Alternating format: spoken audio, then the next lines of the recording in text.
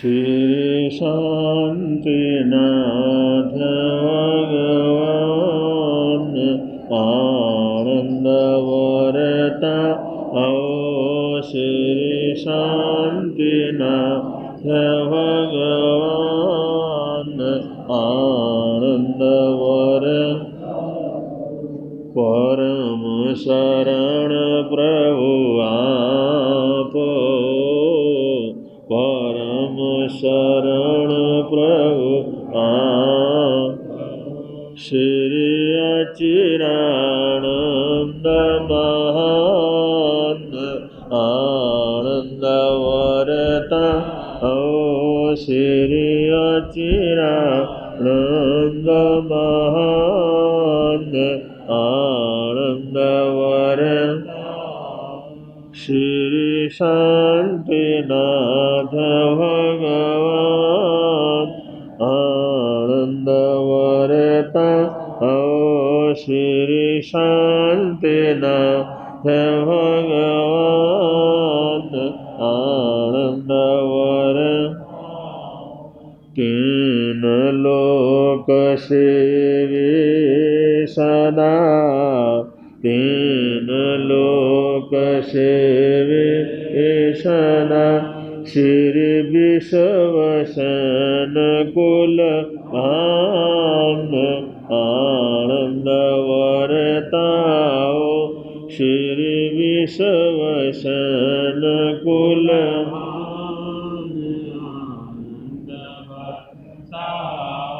श्री शांतिनाथ भगवान आनंद वरता आओ।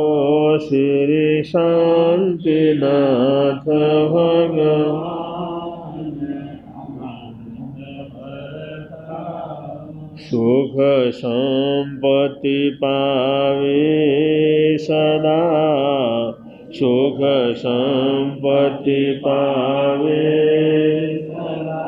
जो धरे अपरो ध्यान आनंद वरता जो धरे अपरो ध्यान आनंद वरता श्री शांतिनाथ भगवान आनंद वरता ओ। श्री शांतिनाथ भगवान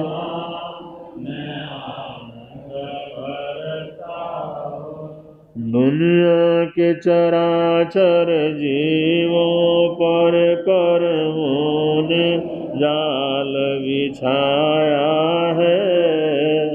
क्या साधु गृहस्थ क्या बाल वृद्ध बस कोई इन वचन पाया। अति शुभ कर्मों के आने से संतों का समागम मिले। जिनवाणी श्रवण करने से दुख जन्म मरण का मिटता है। दुख जन्म मरण का ऐसा मैं नदी की धार की जिसमें सब बह जाया करते। है समय बड़ा तूफान प्रबल पर्वत झुक जाया करते।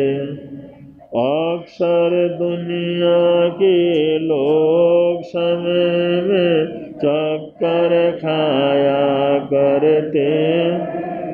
लेकिन कुछ ऐसे होते जो इतिहास बनाया करते हैं। इतिहास बनाया करते हैं। आराध्य गुरुदेव के चरणों में सशत वंदन। हमारे साथी मुनिराज, उपस्थित धर्म प्रेमी महानुभावों तथा शीलवती माताओं बहनों, अभी आप लोगों ने पुनीत मुनि का भजन श्रवण किया। जो बहुत ही अच्छे भजन सुनाते हैं, और हमारे प्रबोध मुनि जी का छोटा सा उद्बोधन आप लोगों ने सुना कि वो छोटी सी बात से बहुत बड़ी बात हम सब के लिए कह गए कि हमारी हमेशा ये समस्या रहती है, हम क्या कर सकते हैं, हमारे कहने से क्या होगा, हमारे प्रयत्न करने से क्या होगा, हमारे अंदर इतनी योग्यता कहाँ है, हमारे अंदर इतनी ताकत कहाँ है। हम हमेशा हीनता की भावना के अंदर क्या करते हैं, जीते हैं। यही समझते हैं हम तो कुछ भी नहीं कर सकते। लेकिन उस छोटे से बच्चे के जवाब से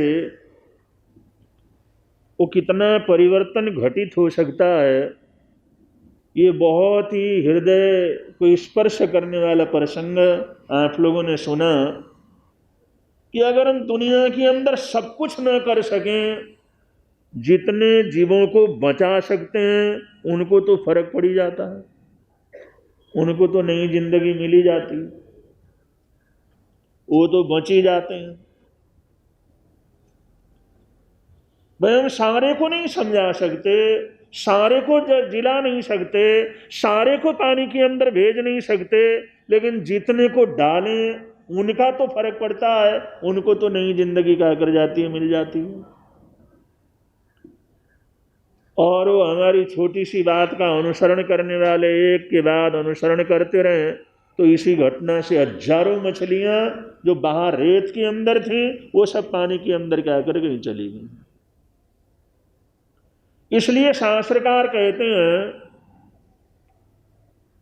जितने भी श्रावक श्राविकाएं हैं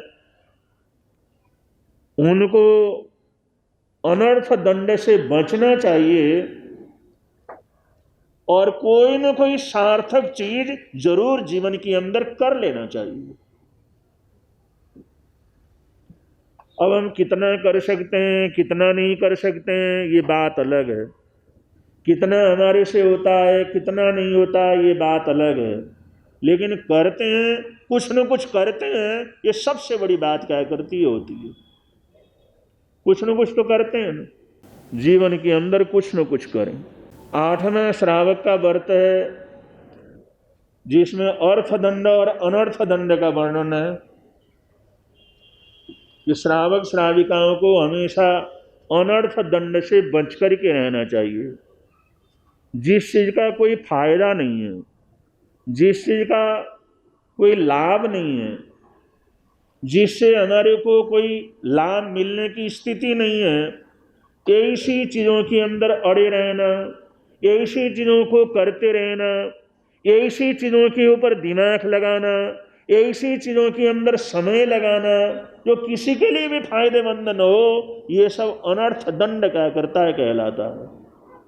और अनर्थ दंड को भगवान महावीर स्वामी ने सबसे बड़ा पाप कहा है।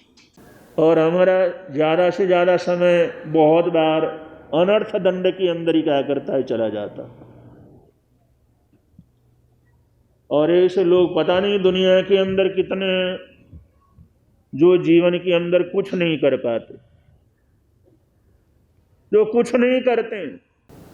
एक पिता ने देखा बच्चा कुछ नहीं करता,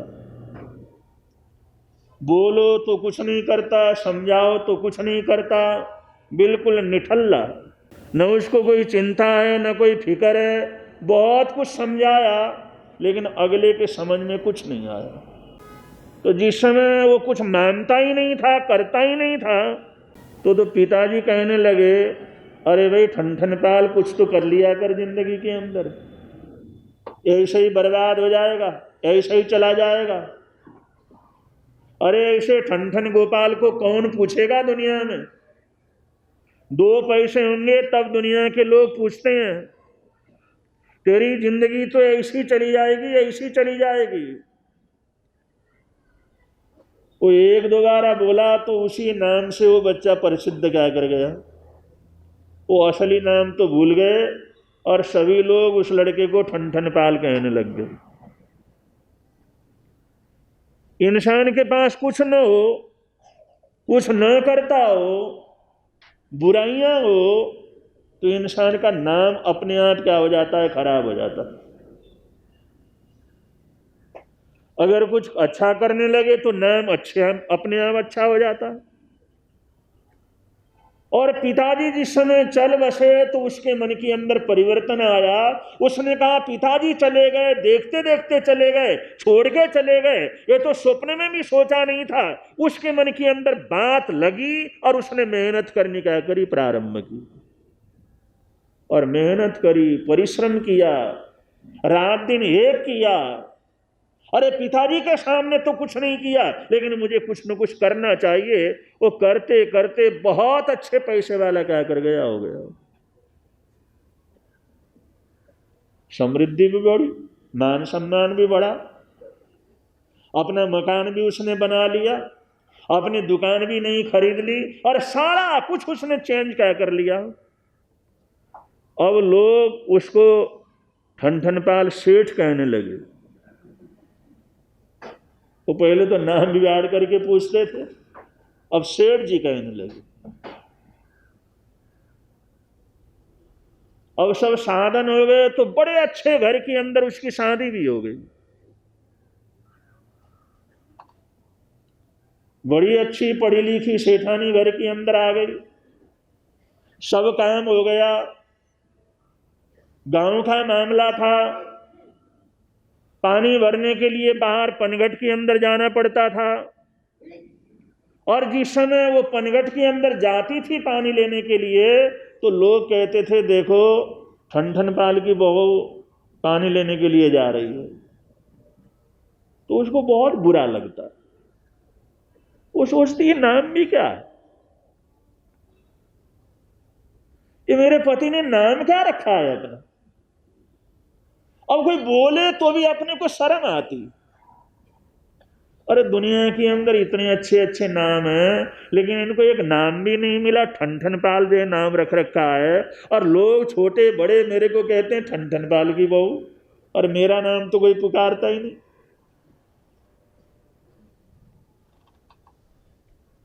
उसने एक दिन शेर से कहा, शेर साहब ये नाम क्या रख रखा, ये नाम क्या रख रखा, कोई नाम मिला नहीं आपको, कोई अच्छा सा नाम रख लेते। वो कहता देवी अब नाम अपने आप थोड़ी रखा जाता है, ये तो बड़े ही रखते हैं, ये तो बड़े बुजुर्ग ही रखते हैं, कोई जन्मता बच्चा थोड़ी रखता है, कोई मैंने नाम थोड़ी रखा है। कुछ मेरी प्रवृत्ति ऐसी होगी, मेरे पिताजी ने उसी नाम से पुकारा और सारी दुनिया उसी नाम से क्या करती है, पुकारती है, इसमें मेरा को क्या दोष है। उन्होंने कहा नहीं, नाम को बदलना चाहिए। और वो नाम बदलने वाली बात आ गई, तो उसने कहा भाई नाम को बदलने का चक्कर कहाँ शुरू करेंगे, अब किस किस को क्या बताएंगे, कहाँ से नया नाम ढूंढेंगे, और इसी से काम चलाओ। उन्होंने कहा नहीं, बहुत बुरा लगता है। लोग कहते हैं ये ठनठनपाल की बहू है तो मेरे को तो मरना जीना बराबर हो जाता, इज्जत मिट्टी में मिल जाती, मैं बाहर निकल नहीं सकती। उस श्रेष्ठ ने समझाया, सेठानी नाम से कोई बड़ा छोटा नहीं होता, तू काम करके देख ले, तो समाज में जा, मेरे पास प्रभु कृपा से सब कुछ है, स्कूल है, अनाथालय है, गरीब लोग हैं, उनको बांट, उनको दे, दान पुण्य कर। इसी नाम को लोग पूजना क्या करेंगे, शुरू करेंगे। तो कर लेना इस तरह का काम, इस तरह का काम करेगी, तेरा इज्जत दिन दुनी रात चौगुनी क्या करेगा, बढ़ेगा। लेकिन अब धर्म की तरफ मन थोड़ी मुड़ता है कभी। उसको तो यही झंझट था, नाम बदलो, इसमें क्या अर्ज है, क्या परेशानी है, इसमें क्या तकलीफ है। और तुम मेरे प्रति इतनी प्यार जताते हो, इतना अपनापन जताते हो, तेरे आने के बाद सब कुछ हमारे घर के अंदर सब हो गया, क्या मेरे लिए एक नाम नहीं बदल सकते।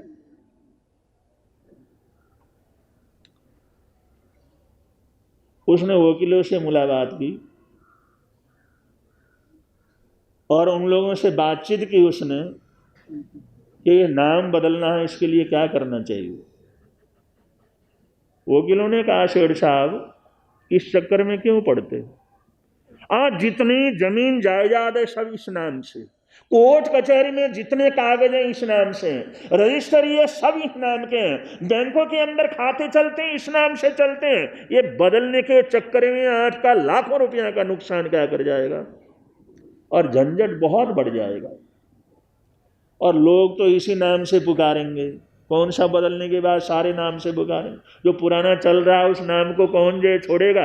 और फिर भी आपका लाखों रुपया खर्च हो जाएगा, तकलीफ होगी, चिंता फिक्र होगी, सब कुछ होगा, लेकिन लोग फिर भी इसी नाम से क्या करेंगे, पुकारेंगे। इसलिए इस चक्कर में पड़ने की जरूरत क्या है। वो वकील ने भी बतलाया अनर्थ दंड करने से क्या फायदा है, बेमतलब का झगड़ा करने से क्या फायदा है, बेमतलब का काम करने से क्या फायदा है। और वो नाम बदलने के चक्कर में तुम लाखों रुपया खर्च करो, समय बर्बाद करो, आखिर होना जाना तो कुछ नहीं है, आखिर लोगों ने तो उसी नाम से क्या करना है, पुकारना है। सेठ के समझ में बात आ गई।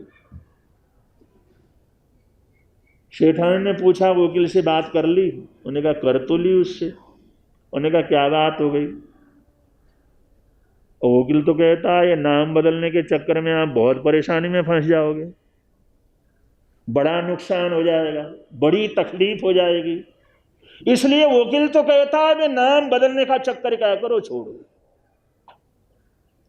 सेठानी को बहुत बुरा लगा, मेरी इतनी भी बात तुम नहीं मानते, मेरी इतनी सी भी बात तुम नहीं मानते, इतना सा भी तुम मेरे तरफ ध्यान नहीं देते।